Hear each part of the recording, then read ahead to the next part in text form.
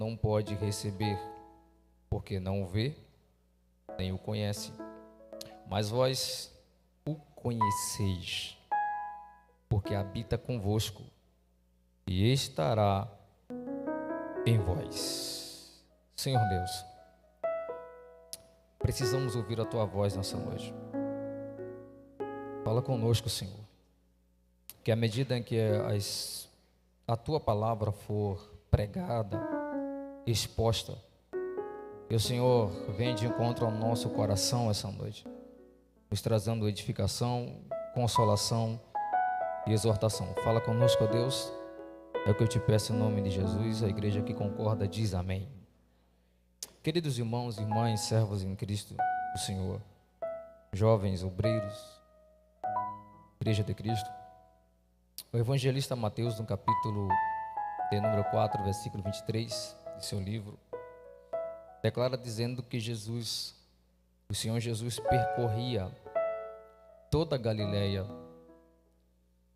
ensinando nas suas sinagogas, pregando o evangelho do reino e curando todas as enfermidades e moléstias entre o povo.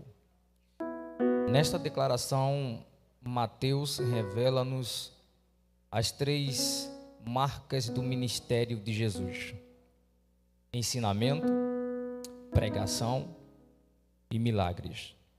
Jesus percorria toda a Galileia, ensinando, pregando e curando.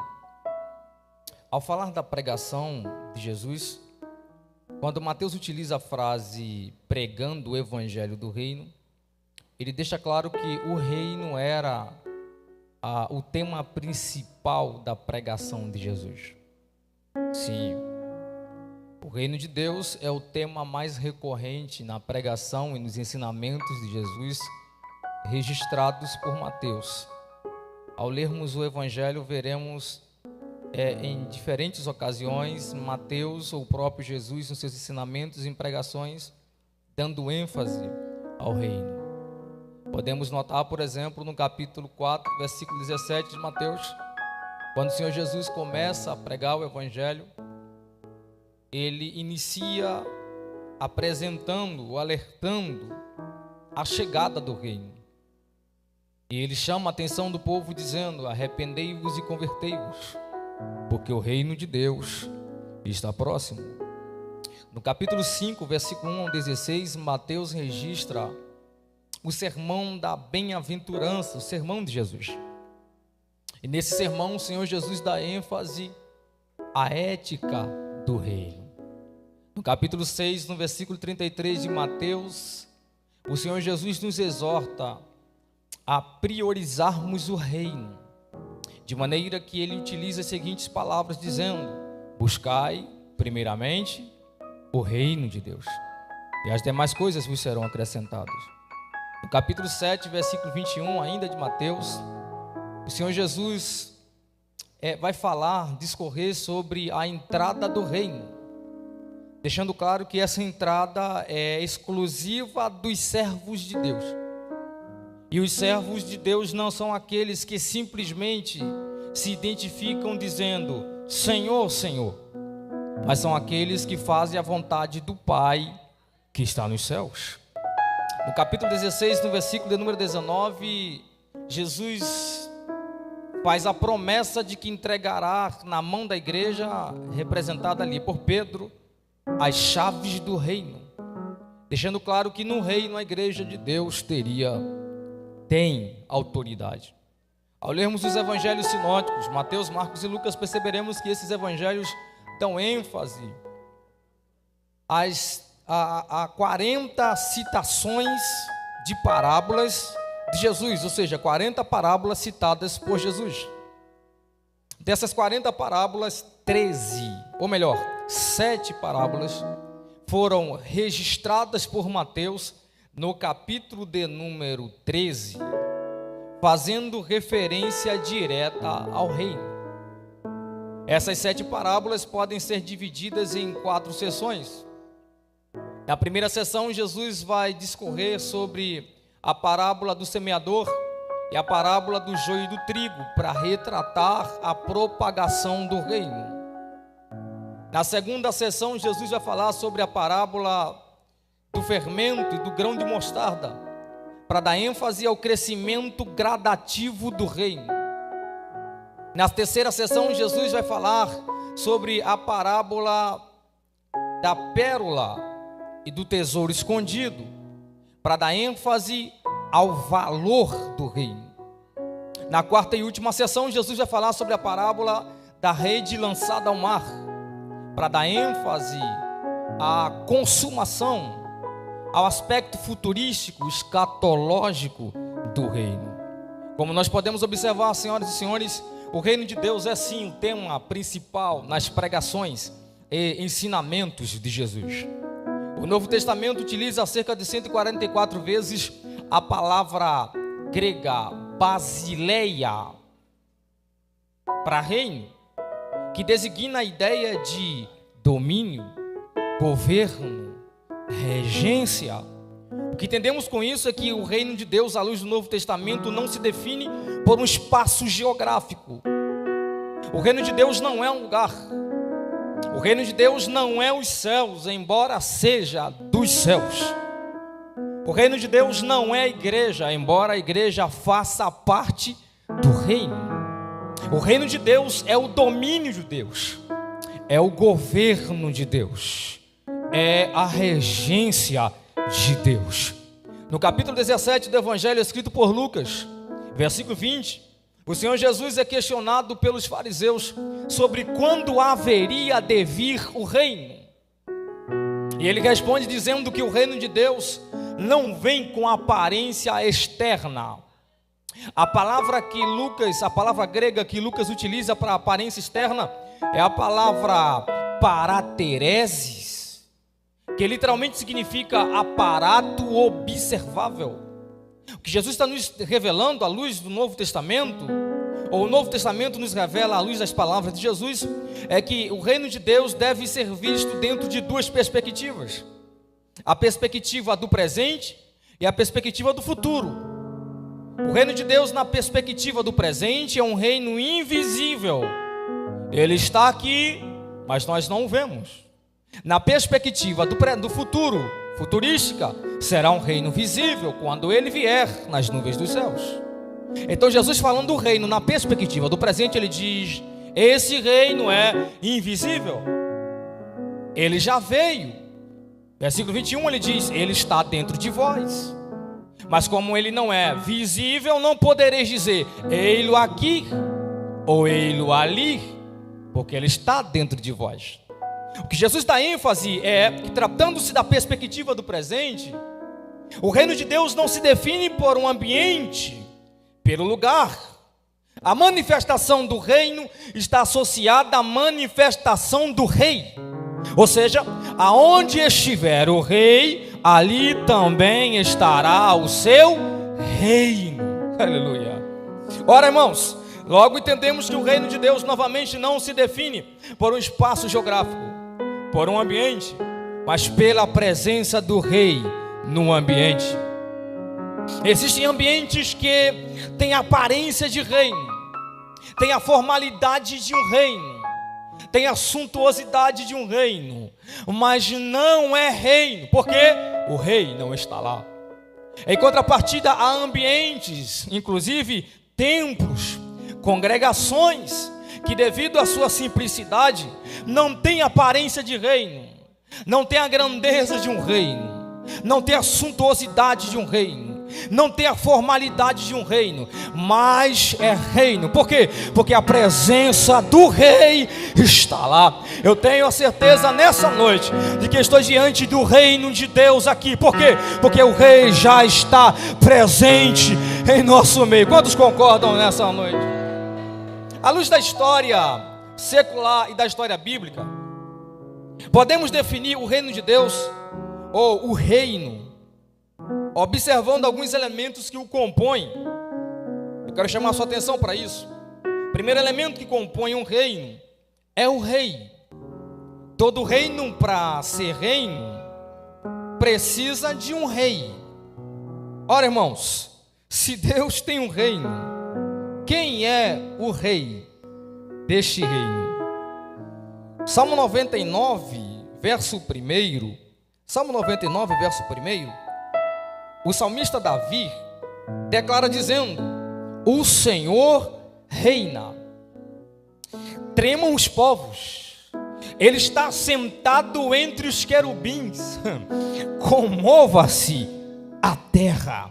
A palavra Senhor, na língua hebraica, o Antigo Testamento utiliza duas palavras: a palavra Adonai e a palavra Yahvé. Então o salmista está dizendo: Yahvé reina. É Ele que é o rei do universo. Ora, irmãos, livro de Deuteronômio, capítulo 6, versículo de número 4, registra uma oração milenar dos judeus, que desde a época de Moisés e até os dias atuais é praticada até hoje. Permita-me a redundância. E essa oração é chamada de Shemar. Shemar é um verbo hebraico que significa ouvir. A oração diz: Shema Israel, Adonai Eloheinu, Adonai Echad. Ou seja, ouve Israel, o Senhor nosso Deus é o único Senhor. Ou seja, o que a Bíblia está nos dizendo é que só existe um Senhor, que é Deus, e só existe um Deus, que é o Senhor. E o salmista está dizendo: esse Senhor reina, governa, domina. O salmista Davi, no Salmo 23, verso 1, declara dizendo: Yahvé, o Senhor é o meu pastor. Olha que interessante, irmãos. Antes de dar ênfase ao pastoreio de Deus, ele dá ênfase ao senhorio de Deus. Antes de ele ser o meu pastor, ele é o meu Senhor. É Ele quem governa, é Ele quem rege, é Ele quem domina a minha vida. Quando o salmista diz que Ele está sentado sobre um trono, ou entre os querubins, a ideia é de entronização. Por quê? Porque o trono na Bíblia Sagrada é possivelmente o principal elemento usado para transmitir exatamente a ideia de governo, de domínio de Deus. Então, quando a Bíblia mostra Deus assentado sobre o trono, ou faz referência à imagem de Deus assentado sobre o trono, ela está dando ênfase ao reinado, ao domínio, ao governo de Deus. Isaías, no capítulo 6, os irmãos conhecem a história, conhecem o texto. Ele tem essa visão do Senhor assentado em um trono, e ele declara, ou mesmo descreve, adjetiva o trono, quando ele diz: eu vi, no ano em que morreu o rei Uzias, o Senhor assentado. Aonde, Isaías? Em um alto e sublime trono. Veja como Isaías descreve duas características do trono de Deus. Primeiro, ele diz que o trono de Deus é alto. Segundo, ele diz que o trono de Deus é sublime. Sublime é o superlativo de belo, belíssimo. Então Isaías está olhando para o trono e está dizendo: o reino de Deus, o reinado de Deus é belo, é sublime, é admirável, é aprazível aos olhos. Mas ele também é alto. E quando Isaías diz que ele é alto, Isaías está dando ênfase ao aspecto inalcançável do reino. É como se Isaías tentasse tocar no trono e dissesse: não dá para tocar, é inalcançável, ninguém consegue tirá-lo do trono, ninguém consegue tirá-lo do domínio, ninguém consegue tirá-lo do governo. Ele permanece reinante, independente de todas as coisas. No capítulo 40, o mesmo Isaías dando ênfase ao reinado desse rei. Ele o descreve com o versículo 22 como aquele que está sentado sobre o círculo ou o globo da terra, cujos moradores são para ele como gafanhotos. Isaías declara dizendo: ele é o que está sentado, ele é o que estende os céus como cortina e os desenrola como tenda para neles habitar. Olha Isaías, irmãos, dando ênfase à grandeza desse rei. No versículo de número 12, Isaías vai se utilizar de três verbos interessantes: o verbo medir, o verbo recolher e o verbo pesar. Isaías diz que ele mede, que ele recolhe e que ele pesa. Ele mede o que, Isaías? As águas. na concha da sua mão. Ele mede o que, Isaías? O pó da terra numa medida. Olha a grandeza desse rei. Ele também pesa o que, Isaías? Os montes com peso. O que mais? Os outeiros em balanças. Olha a grandeza desse rei. De acordo com a astronomia, o universo observável mede aproximadamente 93 bilhões de anos-luz de uma a outra extremidade. Ou seja, a velocidade da luz, ou um ano-luz, é a distância que uma luz percorre em um ano. A velocidade da luz mede aproximadamente 300 mil quilômetros por segundo. Isso significa dizer que se nós viajássemos na velocidade da luz, levaríamos 93 bilhões de anos para viajarmos de uma a outra extremidade dos céus. A Isaías abre a boca e diz assim: então, o nosso Deus, sabe esse céu grande aí, 93 bilhões de mil anos, de anos-luz? Ele mede os céus a palmos. Os céus cabem na palma da sua mão. De acordo com a astronomia, irmãos, do nosso conhecimento, no universo encontra-se centenas de bilhões de galáxias.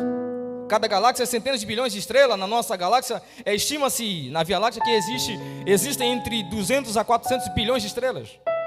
Então, os astrônomos acreditam, é um número estipulado, que há no universo cerca de 10 sextilhões de estrelas. Ou seja, a olho nu, aos olhos humanos, é impossível calcular, é inumerável.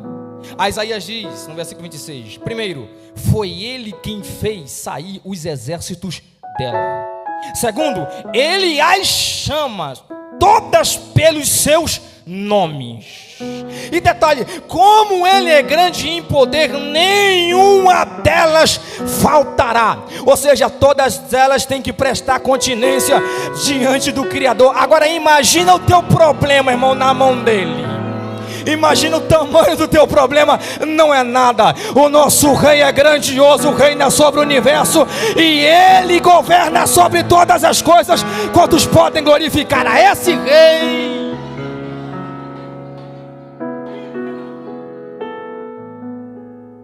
O reino tem um rei, que é Deus. Entenda-se que por Deus aqui a Trindade, o Pai, o Filho e o Espírito Santo. Mas existe um segundo elemento que faz parte desse reino, que é o príncipe, o corregente, aquele que reina junto com o rei. Ora, irmãos, se no reino de Deus o rei é Deus, quem é o príncipe desse reino? Isaías responde, o mesmo Isaías, no capítulo 9, versículo de número 6. Isaías vai profetizar e ele começa dizendo: porque um menino nos nasceu, e um filho se nos deu. E o porque o menino nos nasceu, um filho se nos deu. E o principado está sobre os seus ombros. E ele tem nome. Qual é o nome de Isaías? Maravilhoso, Conselheiro, Deus forte, Pai da eternidade. Que mais, Isaías? Ele é príncipe da paz. E esse príncipe da paz, no capítulo 14 de João, versículo 27, olha para os discípulos e faz uma promessa, ou declara dizendo: deixo-vos a minha paz vos dou. E tem mais, eu não vos la dou como o mundo dá. Por que, Jesus? Porque existe uma diferença entre a paz que eu dou e a paz que o mundo dá. E qual é a diferença? A paz que o mundo dá é uma paz condicionada, é uma paz que depende da circunstância, é uma paz que depende da ocasião. Se tem dinheiro na conta, tem paz. Se tem saúde, tem paz. Se tem alimento da despensa, tem paz. Se está tudo tranquilo, tem paz. Agora, quando as coisas, a situação muda, acaba a paz. Se falta o dinheiro, a paz vai embora. Se a doença chega, a paz vai embora. Se a despensa fica vazia, a paz vai embora. Agora, a paz que eu tenho para vocês não depende de dinheiro, não depende de saúde, não depende de prosperidade, depende da minha presença. Se a minha presença está na casa, pode faltar o que for, não vai faltar paz. Quem crê nessa palavra, levante a sua mão. Eu tenho algo de Deus para você nessa noite. Eis a paz do Senhor aqui nesse recinto. Você que entrou aqui angustiado, triste, preocupado, nesta noite você vai dormir em paz, porque a paz do Senhor reinará em seu coração. Receba a paz de Deus nessa noite.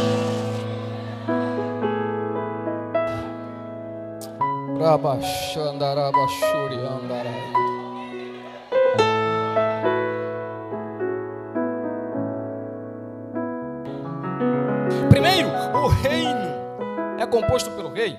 Segundo elemento, o príncipe. Terceiro elemento que compõe um reino é o povo. Todo reino, para ser reino, precisa de um povo que está debaixo do governo do rei. Ora, irmãos, se Deus é o rei, se Jesus é o príncipe, quem é o povo desse reino? Pedro responde na sua primeira epístola, no capítulo 2, versículo 9 e 10. E ele declara dizendo: Mas vós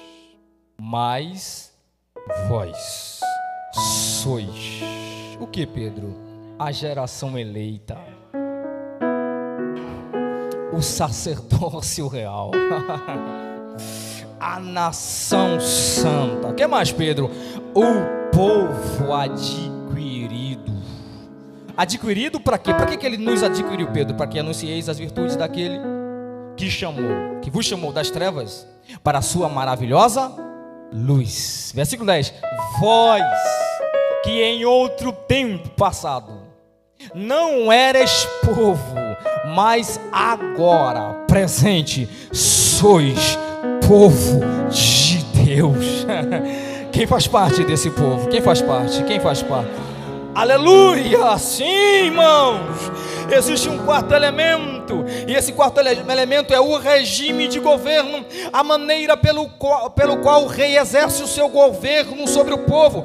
Regime. O nosso país, embora não seja um reino, tem um regime que se chama democracia. Demo, povo, cracia, governo. Democracia, governo do povo. Em que aspecto a democracia é o governo do povo? No aspecto da eleição. Na democracia é o povo está na posição de eleitor, é o povo quem elege, é o povo quem escolhe o seu governante. Agora, irmãos, o reino de Deus também tem um regime de governo, e o regime de governo não é a democracia, não, o regime de governo do reino se chama teocracia, e há uma diferença, algumas, entre teocracia e democracia. Eu vou dar aqui apenas uma ênfase a uma, e é exatamente na eleição. Por quê? Porque na democracia o eleitor é o povo, o eleito é o governante, é o povo quem escolhe. Agora, na teocracia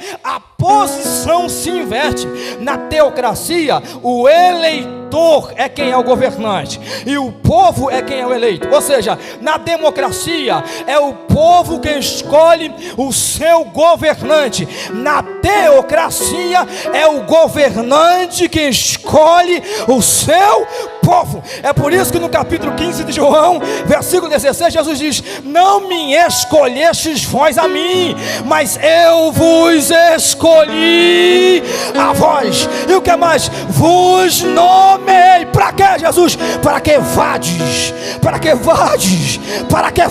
e o que mais? E deis fruto, e o vosso fruto permaneça. Olha que interessante, irmãos. Antes de ele dizer: eu escolhi vocês para que vocês deem fruto, primeiro ele diz: eu vos escolhi, vos dei nome para que vades. Por quê? Porque no reino de Deus não é possível frutificar parado. Para frutificar no reino de Deus, você tem que se mover, você tem que sair da sua zona de conforto. E Jesus está dizendo: eu escolhi você, não foi você que me escolheu, e eu te escolhi com um propósito, para frutificar. Então saia da sua zona de conforto, se movimente, use o dom que Deus te deu. Quantos entendem?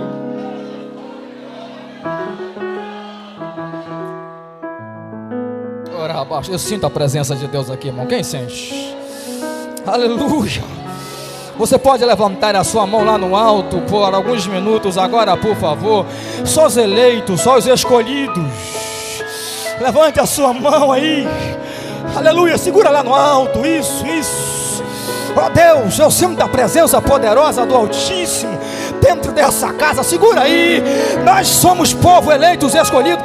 Mas quando Ele nos escolheu, Paulo afirma, Efésios capítulo 1, versículo 4, ele diz assim: e Ele vos escolheu. Quando, Paulo? Antes da fundação do mundo. Antes mesmo do mundo ser criado, do mundo existir, Deus já tinha escolhido você. Sabe o que Paulo está dizendo? Não tem condições nenhuma de você encontrar na escolha de Deus mérito, porque você nem existia do ponto de vista humano quando Ele te escolheu. Porém, mesmo assim, Ele escolheu você. Quantos são gratos a Deus? Levante a sua mão. Oh glória! Sinta a presença dEle nesse ambiente agora. Eu vou te dar 2 minutos aí, irmão. Você pode manter a sua mão em cima agora. Eu sinto a graça de Deus. Eu quero ministrar sobre a sua vida. Só quem é eleito, só quem é escolhido, levante a mão lá no alto. Mocidade, irmãos e irmãs obreiros, companheiros de ministério, segura a mão lá em cima agora. Só você que foi escolhido, só você que é eleito. Eu profetizo nessa noite. Esse é o ano da frutificação. Está chegando, já chegou uma estação nova sobre os eleitos, escolhidos. Esse é um ano que você vai frutificar como você nunca frutificou antes. Deus vai te usar em áreas em que Ele nunca tinha usado antes. Nesse ano de 2025, uma nova estação chegou para aqueles que estão dispostos a frutificar. Quantos recebem essa palavra com a sua mão levantada agora? Receba de Deus a graça que está sobre mim agora.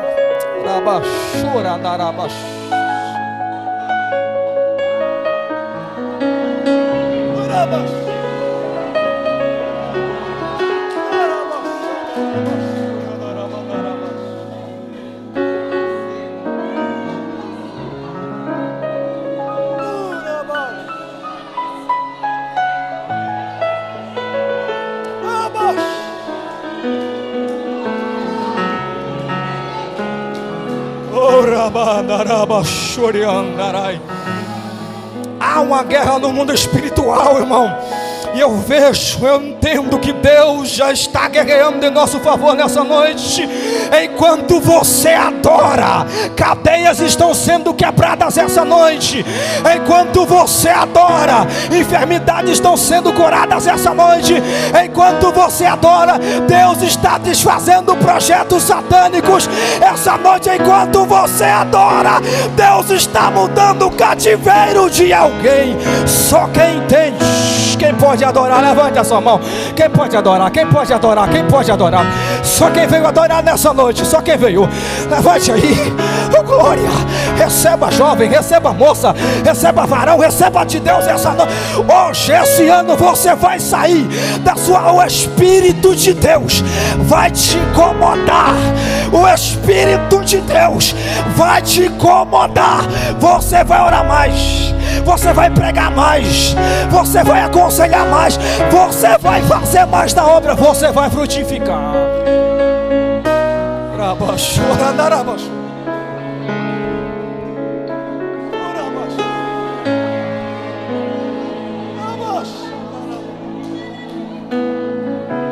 Oh glória.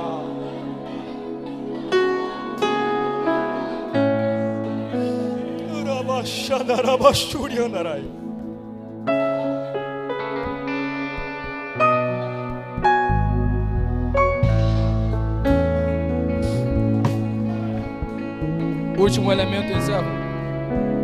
Todo reino, para ser reino, precisa de um porta-voz. O porta-voz é aquele que fala pelo rei ou pelo povo. Nesse caso é possível que haja 2 porta-vozes. No Antigo Testamento, olhando para a perspectiva divina ou espiritual, quando o povo de Israel tinha Deus como rei, existiram os 2 porta-vozes: o profeta e o sacerdote. O profeta era aquele que era o porta-voz do rei. Ele ouvia Deus, o rei, e falava com o povo. O sacerdote era aquele que ouvia o povo e intercedia diante do rei. Agora, na nova aliança, do ponto de vista do ofício, não temos profeta nem sacerdote.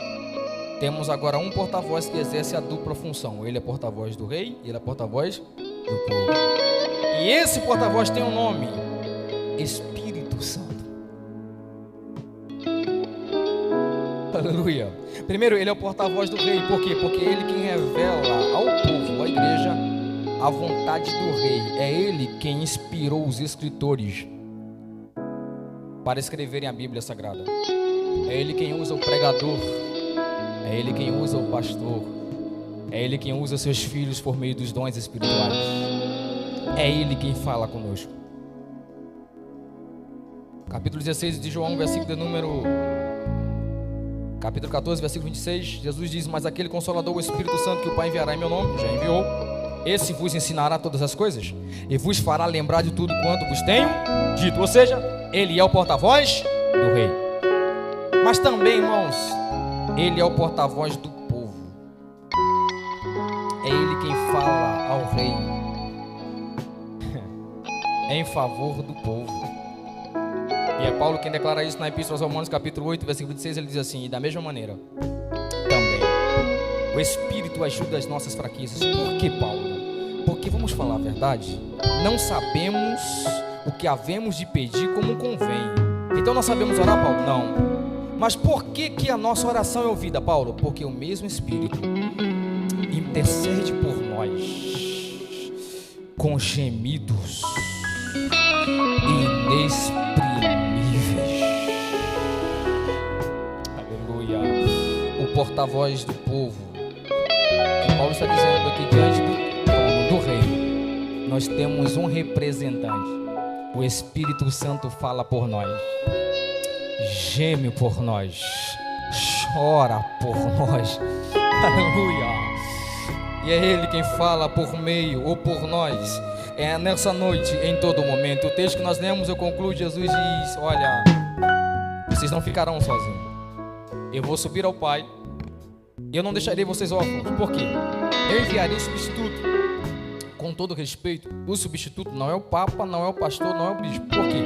Porque o substituto tem que ser alguém do mesmo nível que ele. Então ele diz: eu enviarei, ou o Pai enviará o outro Consolador. Ele usa duas palavras gregas: allos, paráclito. Allos, outro da mesma espécie, outro da mesma natureza. O que eu sou, ele é. O que eu tenho, ele tem. O que eu posso, ele pode. Se eu curo, ele cura. Se eu transformo, ele transforma.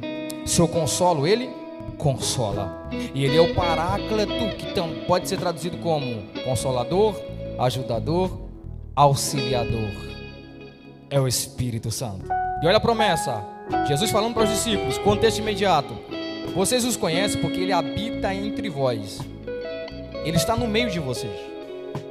O dia de Pentecostes não tinha acontecido, mas ele estará, futuro, estará em vós. Quando? A partir do derramamento do Espírito no dia de Pentecostes. Então antes ele habitava entre o povo, mas não no povo. Então Jesus está dizendo: por enquanto ele habita entre vós, mas eu vou rogar ao Pai, quando ele descer, ele habitará em você, e onde você estiver, ele estará contigo. Aleluia. Você pode ficar de pé agora, por favor? Eu vou orar e encerrar. Pode, pastor. Eu quero convidar nessa noite. Primeiramente, você que está afastado do Evangelho, não é evangélico, e quer participar desse reino, quer ser a habitação do Espírito, do porta-voz, tem uma experiência com Deus. Eu quero convidar você agora. Você está aqui, afastado do Evangelho, ou nunca foi Evangelho, está dizendo: Joab, eu ouvi a palavra, eu entendi, existe um reino, eu quero participar desse reino. Eu quero ser um povo, fazer parte do povo escolhido, do povo eleito. Eu quero ser morada de Deus. Vem aqui na frente.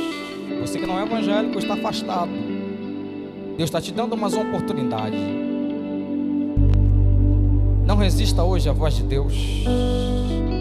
Galeria, nave da igreja, você está aí. Deus falou com você. É te ofertado o momento de tomar a maior decisão da sua vida. Cadê a primeira alma para Jesus? Onde está você? Moça, moço, senhor, senhora, você ouviu a mensagem? E há uma porta aberta no reino, uma vaga, um espaço para você. Vem para Jesus. Vem para Jesus. Não resista à voz de Deus. Aos irmãos que estão de pé agora, por favor, você que crê nessa palavra, de que há um reino de paz, há um reino de graça, é um ano de frutificação. Você pode agora, por favor, põe a mão no seu peito aí. Curve a sua cabeça agora. Irmãos, se Deus falou com você, o Senhor transmitiu ao meu coração a palavra, e a palavra é: esse é o ano de você ir além, você fazer o que você não fez. É uma estação de frutificação. Se você crer, feche os seus olhos, curve a sua cabeça agora, ore comigo. Não apenas ouça a minha oração, ore comigo. Se Deus falou com você, se não falou, não precisa orar. Se Deus falou com você, ore comigo agora. Senhor Deus, aleluia. A tua presença é real aqui, Senhor. Eu vejo pelos olhos da fé jovens cheios do teu Espírito, profetizando para essa nação. Eu vejo mulheres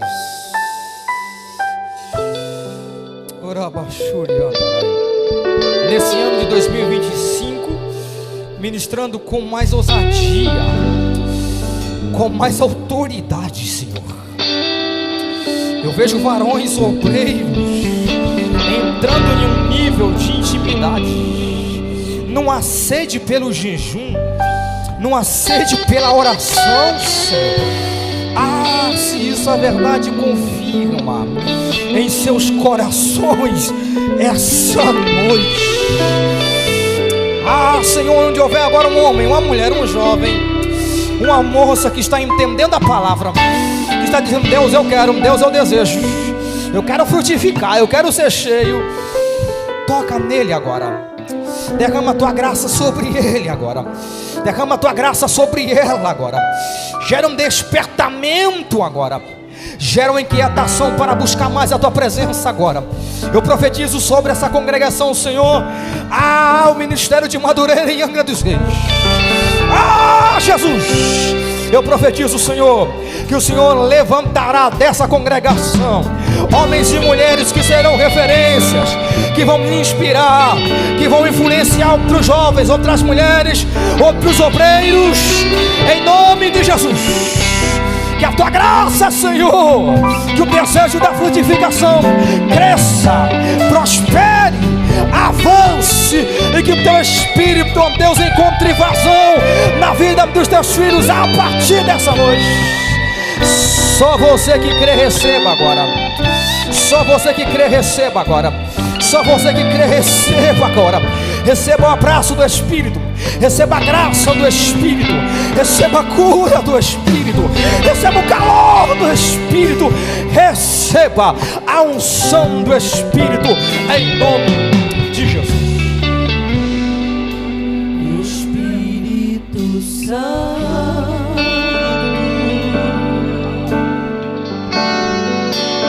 meu consolador,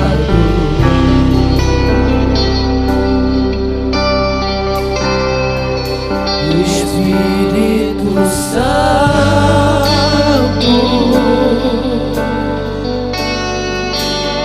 sabes quem eu sou,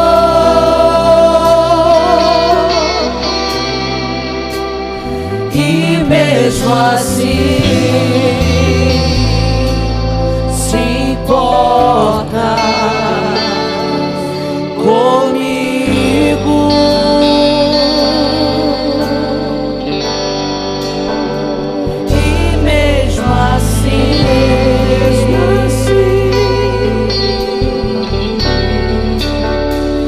Ora presença.